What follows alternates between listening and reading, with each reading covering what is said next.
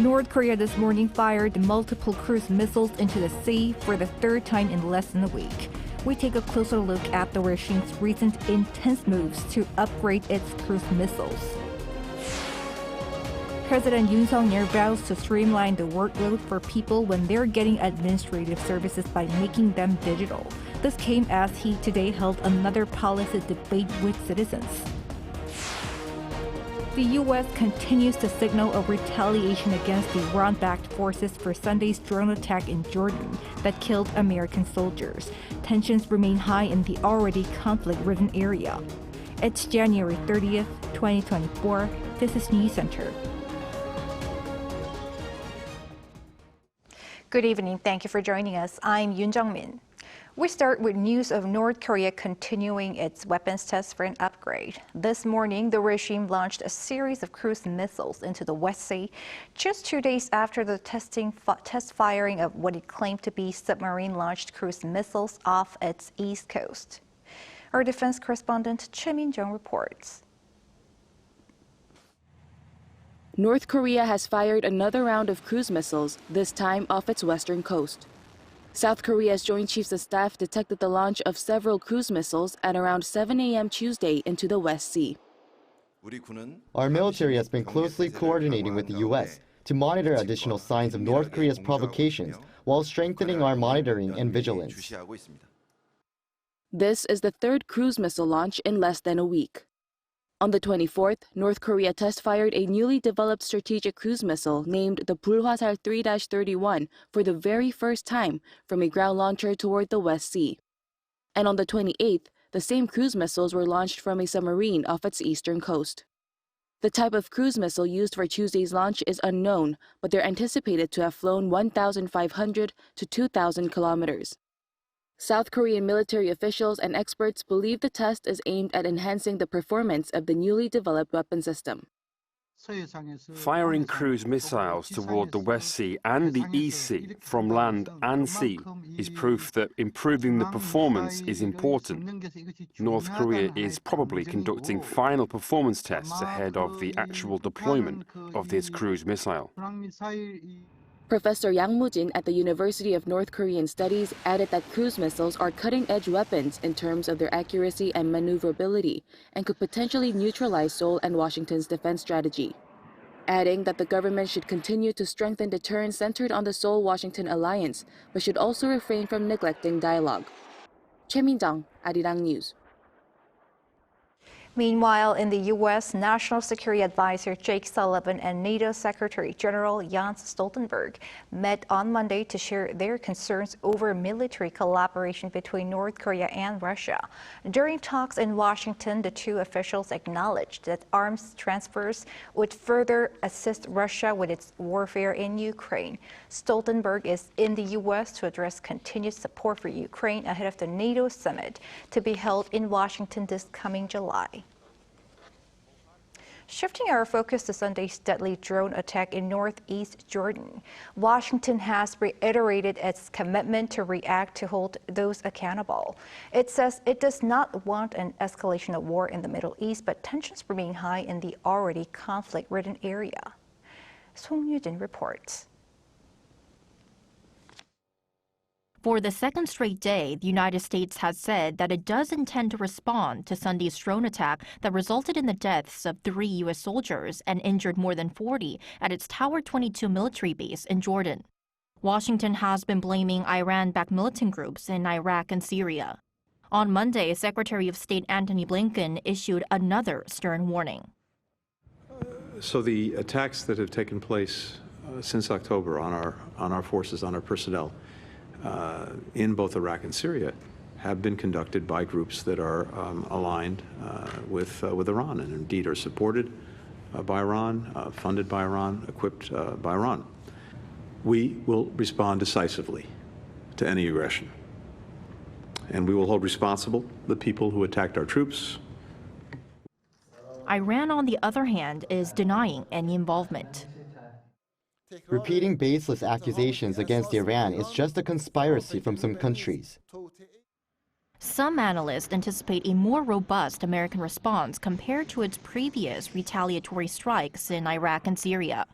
Iran-backed militants have targeted U.S. military facilities in Iraq, Syria, and Jordan more than 160 times since the start of the Israel-Hamas war last October, but Sunday's strike marks the first instance where fatalities have occurred. Even before Sunday's attack, several Republican lawmakers had called for a direct strike inside Iran.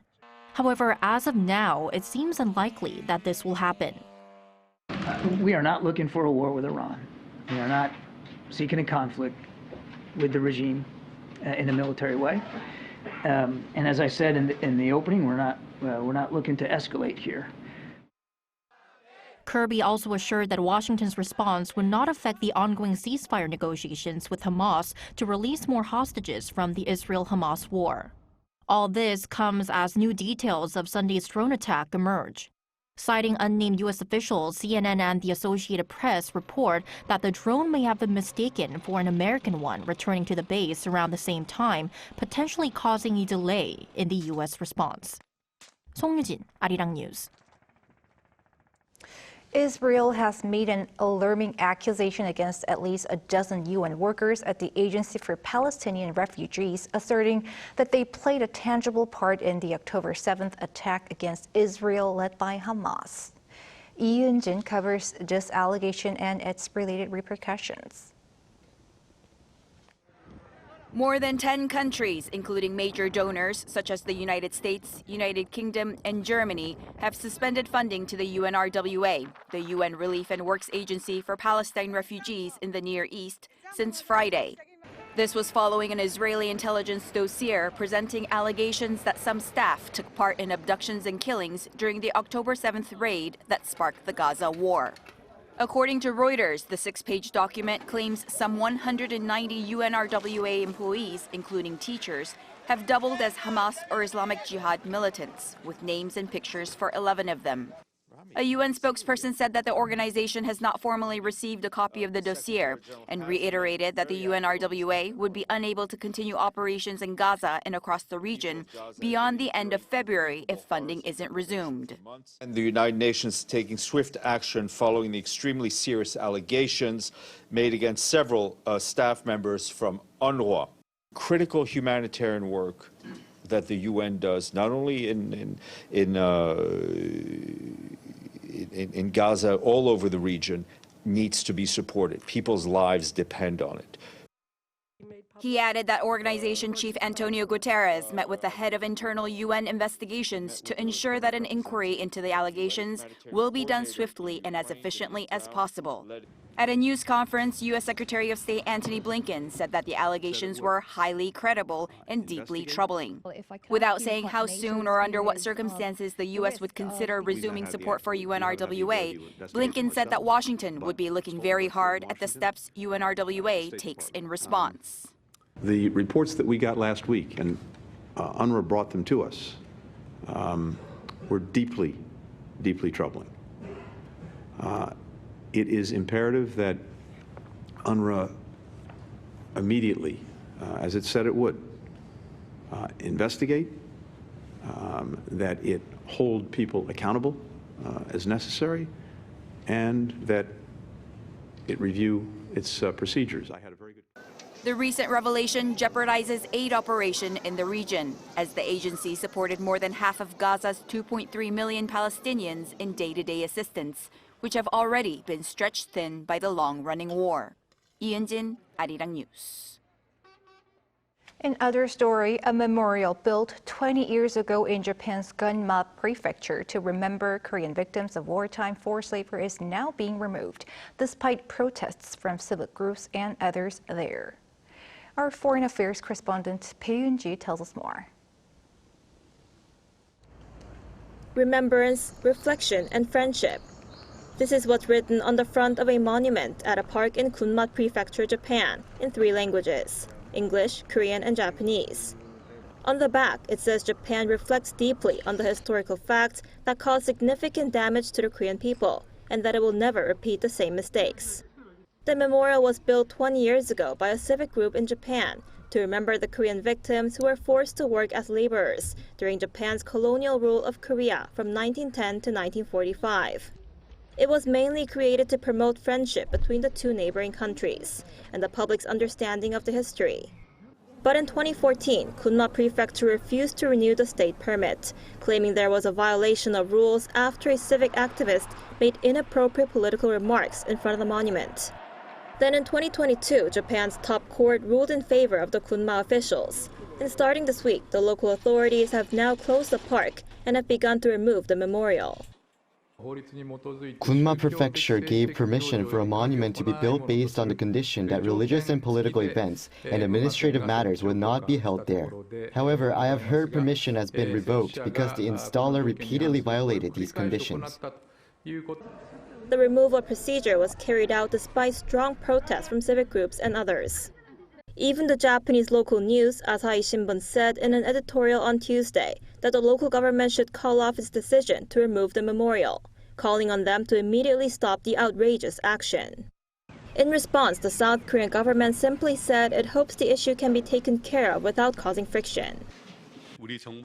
Our government hopes this issue can be resolved in a way that does not undermine the friendly relations between the two countries. To do this, necessary communication is taking place between South Korea and Japan. The historical issue surrounding wartime forced labor has been a major factor that strained bilateral relations, as hundreds of thousands of Koreans were forced to work in Japanese companies under harsh conditions during colonial rule. 배은지, Arirang News.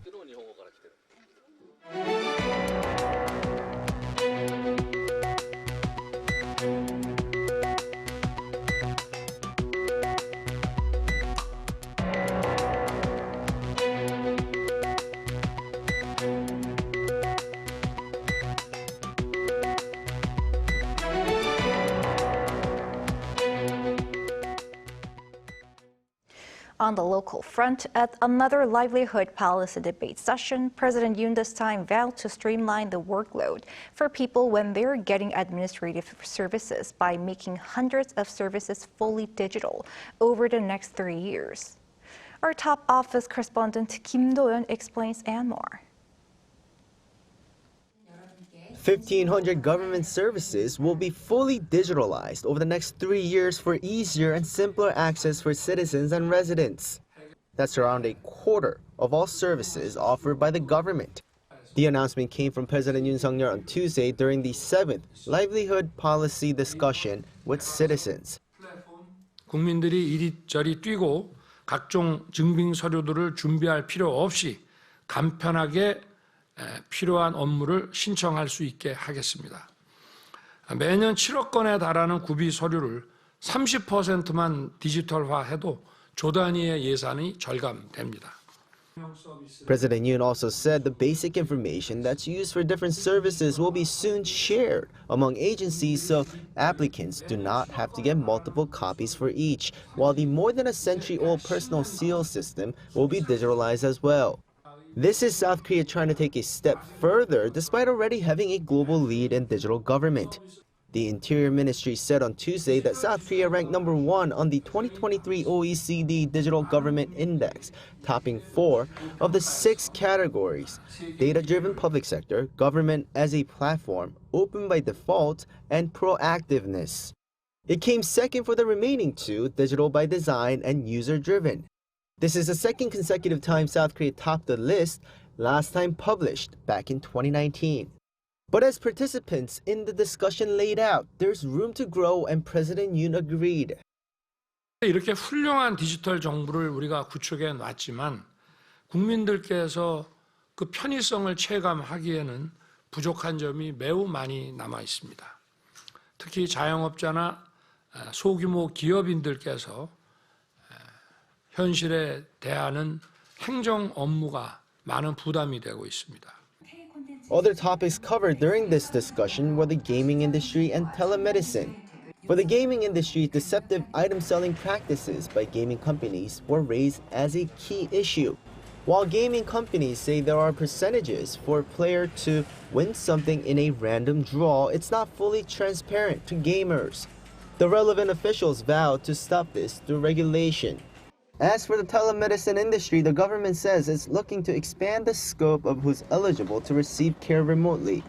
In addition, they're looking to create a platform so medical records are accessible by healthcare providers to avoid patients having to visit prior hospitals to get their records. Kim Do-yeon, Arirang News.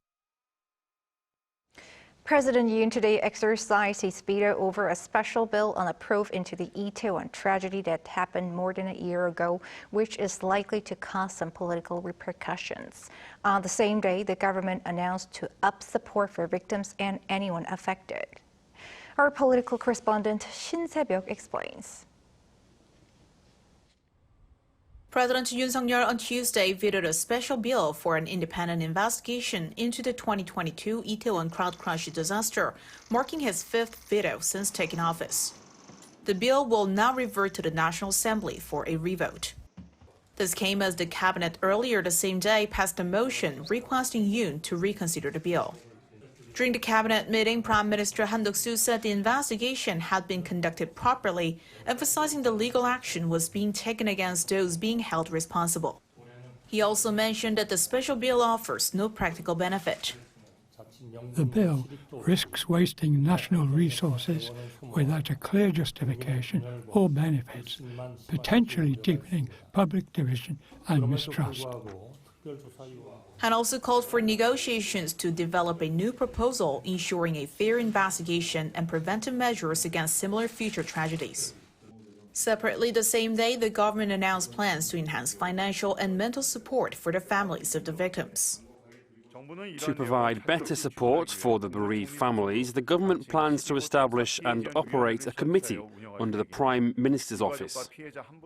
The plans include expanded coverage for medical costs and the establishment of a memorial area.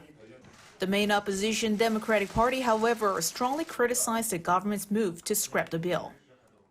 Using the veto to obscure the truth of the deadly disaster that resulted in numerous casualties in the capital is indefensible. In response, the ruling People Power Party, which had earlier recommended President Yoon reconsider the bill, sought on Tuesday to renegotiate with the DP. PPP floor leader Yoon Jae-ok, speaking to reporters on Tuesday, stated that a bipartisan agreement could be reached by removing contentious clauses from the bill, such as those favoring the formation of an opposition-based investigation committee. Shin Se-byuk, Arirang News. Korea's trade regulators are hammering out a framework of guidelines to ensure fair business practices among online platforms. And according to our Moon Hae-ryun, the details will be disclosed in a few weeks. A bill to regulate market domination by online platforms has sparked debate among domestic and global businesses in the tech industry. The Online Platform Fairness Act is currently being drafted by South Korea's Fair Trade Commission, with the bill set to be announced sometime next month. The FTC aims to prohibit unfair business practices and ease consumer burdens by restricting market leaders from keeping competition in check. This in turn could provide more opportunities for small and medium-sized businesses and startups to enter the market. While the full details of the bill have yet to be revealed, the FTC has said that it would crack down on platforms that are engaging in monopolistic practices, citing Google's policies preventing game publishers from releasing their titles outside of Google's Play Store. It also cited domestic tech giant Kakao's manipulation of its algorithm to favor its own cab drivers above others on its Kakao mobility apps. The regulator has said that it will define market leaders by setting a quantitative standard such as for sales and the number of users, similarly to how the EU qualifies a large online platform as a gatekeeper in its Digital Markets Act. But domestic startup firms were found to have concerns in a survey conducted by Startup Alliance Korea, with many saying that startups that are not profitable but have a large number of users face being regulated, which could hinder growth. In response to growing concerns from the tech industry, the government says that it will limit the number of companies it defines as a market leader to 4 or 5 firms. These are most likely to be domestic tech companies Naver and Kakao, as well as global firms such as Google and Apple. The U.S. Chamber of Commerce voiced opposition to the proposed regulations, calling on Seoul to provide sufficient opportunity for dialogue with Washington and to make the full text of the proposed legislation publicly available. In response, the FTC issued a statement on Tuesday, noting that all efforts will be made for open communication with domestic and foreign channels, including providing ample opportunities for the U.S. to submit its opinion. 문혜련, Arirang News. South Korea's automobile exports saw an all-time high in 2023 on the back of strong demand for eco-friendly cars. According to the Korea Customs Service, on Tuesday, the total value of exports rose more than 30% compared to the previous year, reaching well over $63 billion. It's the highest amount recorded in a single year. Nearly 40% of that figure came from eco-friendly vehicles. The agency also attributed the increase to a recovery in supply of automotive semiconductors and a rebound in demand for cars in North America. The number of foreign tourists to Korea saw an increase last year. Data from the Korea Tourism Organization on Tuesday show over 11 million tourists came to South Korea in 2023. This number represents an increase of up to 63% of pre-COVID-19 levels in 2019. In terms of nationality, in first place were Japanese visitors at 2.3 million, followed by Chinese, American, and Taiwanese tourists. Since last July, the number of visitors has exceeded 1 million per month for 6 consecutive months. Moreover, tourism revenue increased by over 26%, reaching around $13 billion compared to the previous year.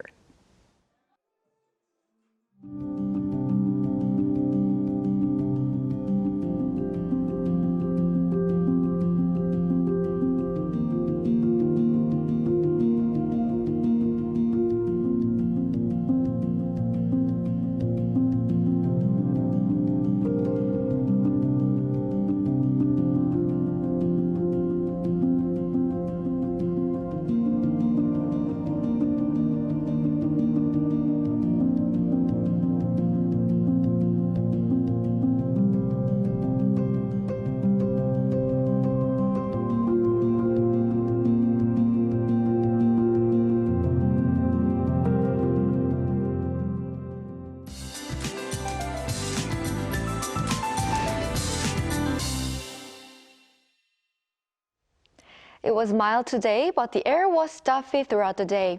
This ultrafine dust will consist tomorrow. As the atmosphere stagnates, the Seoul metropolitan area, Yeongseon, Gangwon-do, and Chungcheongdo provinces and Daegu are expected to have bad levels of ultrafine dust tomorrow. Please wear a fine dust mask when you go out. The rain that started on Jeju Island in the afternoon will expand to the southern parts of the Chungcheongdo provinces overnight. Up to 30 millimeters of winter rain will fall on Jeju Island and 5 to 10 in Chungcheongdo and the south by tomorrow morning. Most of this rain will move away tomorrow morning. However, on Thursday, there will be another rain or snow in Yeongdong and the southern parts of the country. Tomorrow morning, Seoul and Daejeon will start off at 0 degrees. Daily highs will be topping out at 9 both in Seoul and Daejeon, Gyeongju and Busan 13 degrees Celsius. In Gangwon-do province, where the Youth Olympic Games are being held, daytime temperatures will be a little bit milder than today. Temperatures will continue to exceed normal levels for the rest of the week. That's all for Korea. Here are the weather conditions around the world.